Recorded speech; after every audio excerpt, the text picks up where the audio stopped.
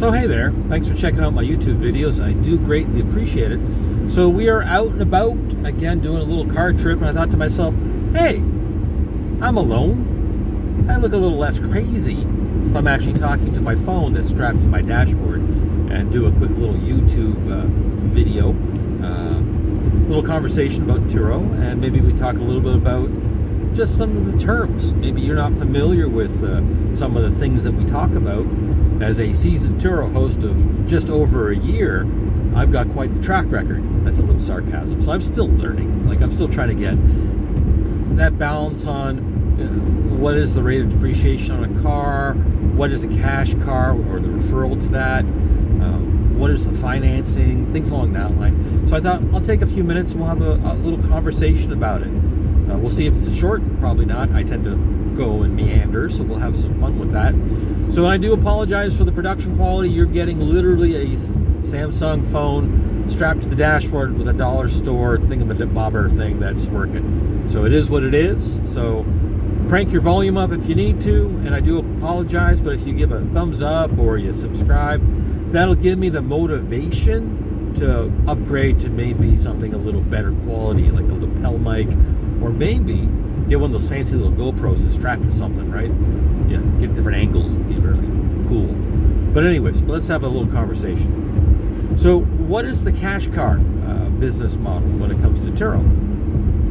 So in the US, at least from the research I've done, they budget aside about $5,000 in cash. They really want to be around that $4,000 mark on a vehicle. Now, the American market, that's very doable. You can find a reasonably reliable car, not a mainstay brand, so we're not talking Toyota or Honda. If you can, great.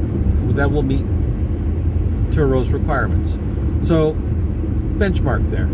In Canada, because a host of things, our dollar is terrible as far as value is concerned, and we tend to have a little more severe weather, which means, I'm not saying that the US doesn't have severe weather, but I'm saying that we put a lot of road salt and brine on, so we're kind of like Buffalo to a certain extent, or Wisconsin, if that helps you out as far as the idea. So Rust Belt. So finding a 10-year-old car that, number one, isn't priced out of the marketplace that is crazy is hard to come by.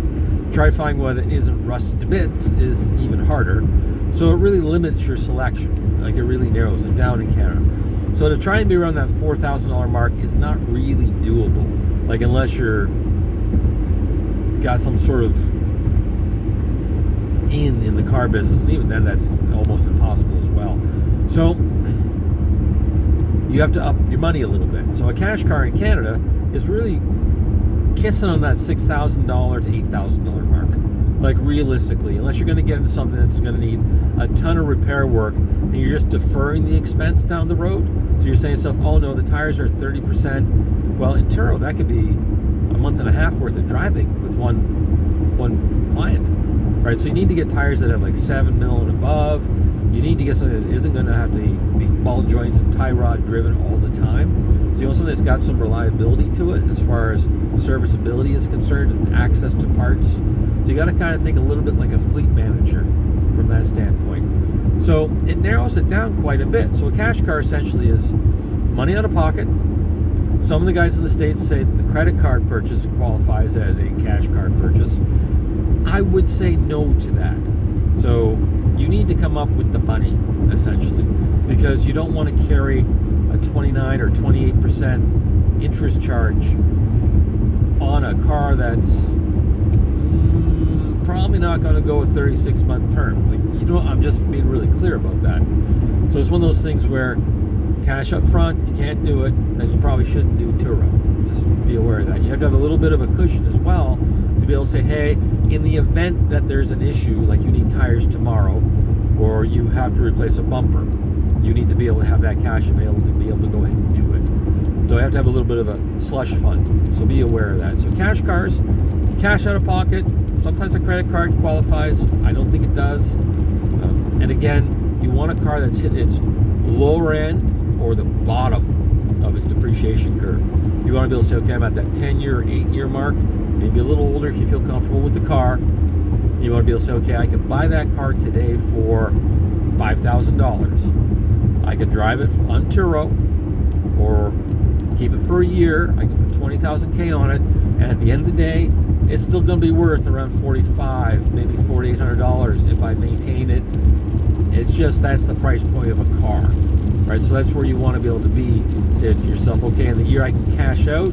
Maybe I lose the tax. The sales tax here in Ontario is 14%, so maybe you lose 14%. Maybe you lose a little bit of maintenance, but you're not going to lose your shirt on it. Like, that's the idea. And then again, it's a really hard market to get into because it's really hard to find those cars.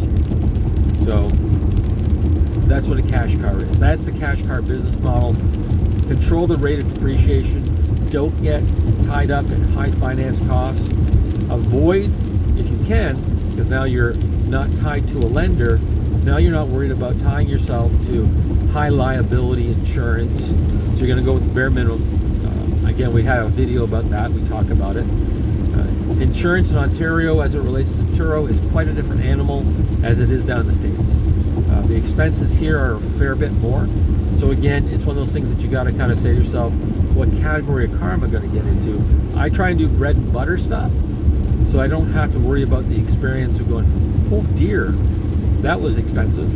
In other words, I'm at the low end of an insurance cost. I'm in a 4-door sedan that doesn't have a rating on it when it comes to, you know, high-speed chases and high theft. It's just your bread and butter, run-of-the-mill, nice car. No one's going to blink an eye at it. Reasonable insurance. So you got to keep that in mind too. Same thing with the SUVs. Some of them get really weird when it comes to maintenance and costs. So you want to get yourself something that's going to have a good reliability standing to it. I personally like Mitsubishi product. Any manufacturer will start out with a 10-year warranty or 160,000 kilometers. It kind of says that their benchmark is good. Watch for rust and corrosion on those though, but they tend to be decent. They tend to be on the lower end on price point. So it's one of those things that I like. So that's what the cash car model is all about. So lower insurance, lower liability. In other words, you're going with the basic minimum. You're not getting dinged with interest charges, so that's the key thing with it. You're trying to keep the rate of depreciation on check, so you don't have to be too concerned about it. So those are all the ideas as far as what a cash car is. It's also a great item to get into because now you can say to yourself, does Turo work? Which is what I want to do with the Outlander. And if they came back and said, you know what, 8 months in, I'm not really getting anywhere with it, well then I can comfortably say, okay, I can keep the car, run it for a little bit, but I'm not really out anything. And that's what the cash car model is all about. So hopefully that helps you out as far as the explanation of what a cash car is when you hear it on the internet. Okay? Again, if you could subscribe, that would be great. Thumbs up would be wonderful. And again, these are just quick little videos. There's no script to it. I do tend to meander off a little bit as well. And mainly it's because I'm in the car. I thought, well, you know what? We'll do that. It'll be a fun little conversation. Have yourself a pleasant and enjoyable day. And again, if you're interested in Turo, or you're interested in OMVEC or car repair, or I'm doing some product videos too. So whenever I buy a tool, I'm going to showcase that, do an unboxing. Same thing with parts. I'm unboxing parts and kind of talking about what's the difference between a coated rotor and a non-coated rotor. Why would you want to buy certain brake pads? Why you wouldn't want to? Things along that line. They're all in the live session. Check them out. I would appreciate it. Again, low production value. I'm just using an iMac at the desk in my little 3D printer studio. So it's, again, showcasing my hobbies as far as that's concerned. If you do subscribe, I think I'm at 400 right now, which is really impressive considering it's Southern Ontario. And I think my market, again, I'm in Atwood, Ontario, is very small. So to have 400 subscribers for me is like superstar moment. You know, I'm pretty excited about that. It'd be nice to be able to get more, because it's always nice to have more, right, as far as that's concerned. But again, comments, if you do have a little issue, you kind of go, hey, Keith, I'm wondering about this. How do I put my car on Turo? Or I've gone through the hurdles and I've got this problem, or I've got this concern with it. Leave a comment, I think down below or off to the side, whatever you're using. And I'll try and address that on the live sessions, okay? Again, we're under 10 minutes. This was just a quick little video. Thank you very much. Have a pleasant and enjoyable day.